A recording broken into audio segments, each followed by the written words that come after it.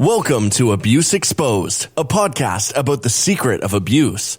Each episode, we deliver intriguing Christian and personal experiences on abuse and how to overcome it. The content is not intended to be a substitute for professional mental or medical advice, diagnosis, or treatment. Always seek the advice of your physician or other qualified mental health provider with any questions you may have regarding a medical or mental condition. Now, here's your host, live from Texas, ISpeakMotivate.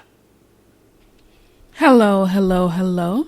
This is ISpeakMotivate, and welcome to the Abuse Exposed podcast, where we expose the pain of abuse and break those stereotypes of abuse every day.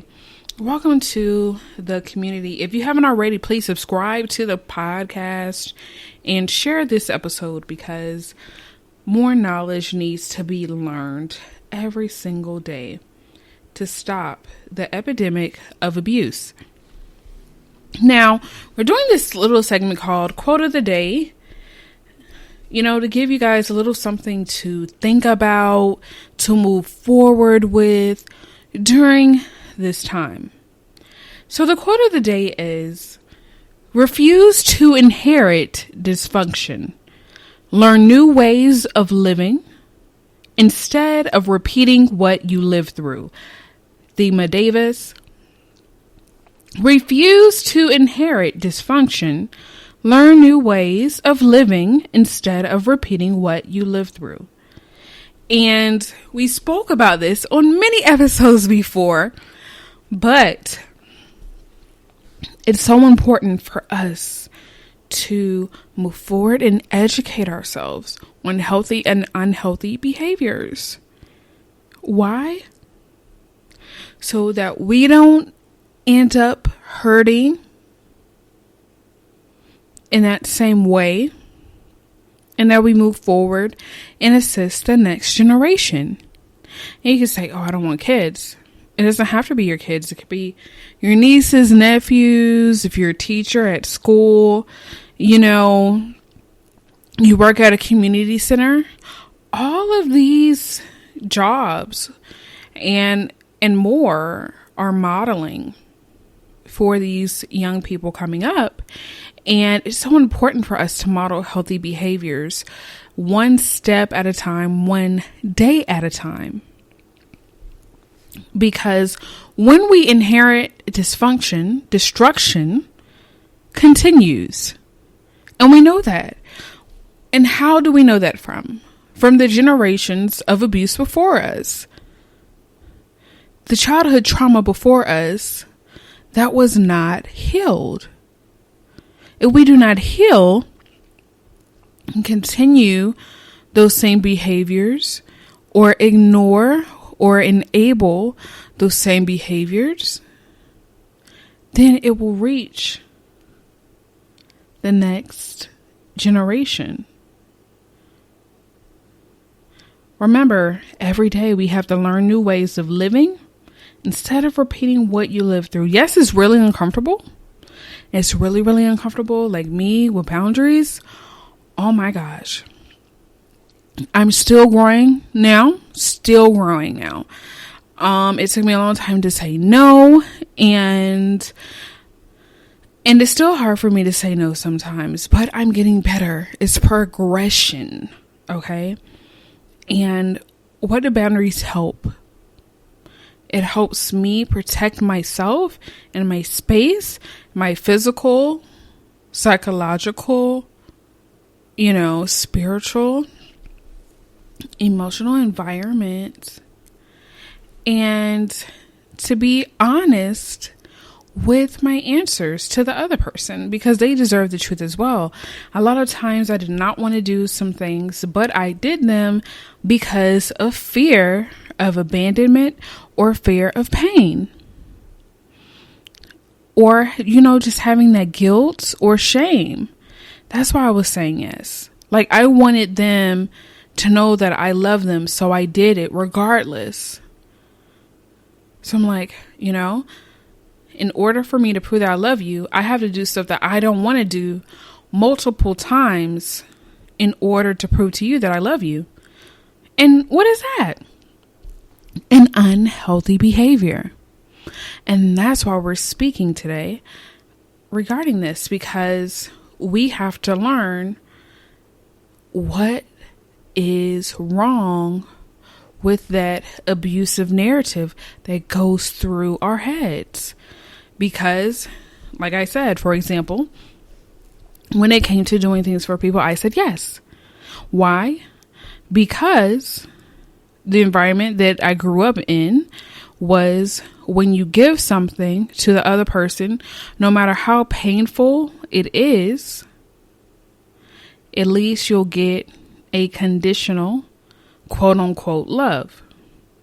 If you don't, the person will immediately discard you. So a lot of times I realize now that I'm reactive and responsive. So if somebody says something, yes, right? Instead of saying no. But again, I've gotten a lot better on it because I did those tips on, let me think about it, or let me check my schedule, or no, thank you, but I appreciate it. Or let me speak to my spouse, or let me speak to this one and that one, so it gives me a way out in a subtle way. You know? But I have to be honest, I'm still working on saying full-blown no. With no explanation. Just no. But again, this is a part of our journey. This is a part of our process to grow. Way better than I was last time. Just saying yes, yes, yes, yes, yes, regardless. And feeling resentful and feeling like I had the weight of the world on me because I'm promising all this stuff. And I feel like I have to keep my word as well. But I'm not being true to myself.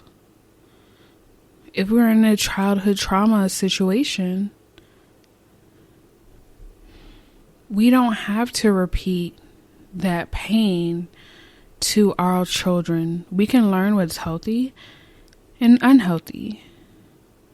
We can learn how to have unconditional love to our children. We can learn to listen to them and have them respect us and not fear us. Just simple things like that.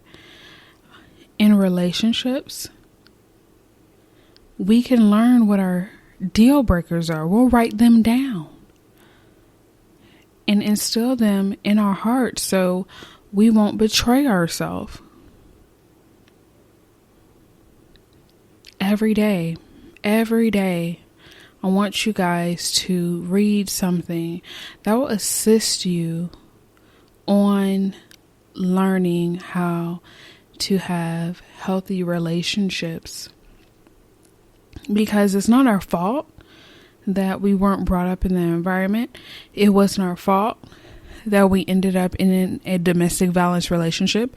You don't wake up one morning and say, yep, I want to be abused. Like, it just doesn't happen. It just doesn't happen. But you know what happens is a slow, insidious formation of abuse. It's slow and steady, and before you know it, you're in too deep. You know? So I just want to say, your homework is to educate yourself, look online, look at YouTube videos, different podcasts and things to assist you on learning how to receive healthy behavior, what's unhealthy, what's healthy, and how to heal, which is a great way of going to a therapist or a life coach or anything like that to assist you to transform your life and to move forward into a positive direction. And you'll be able to have so much insight when you educate yourself and like, oh, wow, I felt that was wrong a little bit. But then I thought I was crazy because I was always taught that I was the crazy, stupid idiot. But in reality, what my spirit was telling me, that was right. That was wrong. You know? So then it gives us validation. Education gives us validation. It helps us know that, oh yes, I was abused. Oh yes, I shouldn't have been treated that way. No matter what someone else said, it says right here are the facts. You know? So it gives you that confidence and encouragement to go on, because I know it does for me. Every time I research something about narcissistic abuse, childhood trauma, going to therapy, YouTube, listening to podcasts, it's just pretty much anything where I'm learning, reading, it makes me feel a little bit more powerful, because I'm like, wow. You know, I'm not this crazy person. You know, it really happened. And you know what? I'm moving forward and I'm learning every day how to become a healthy individual.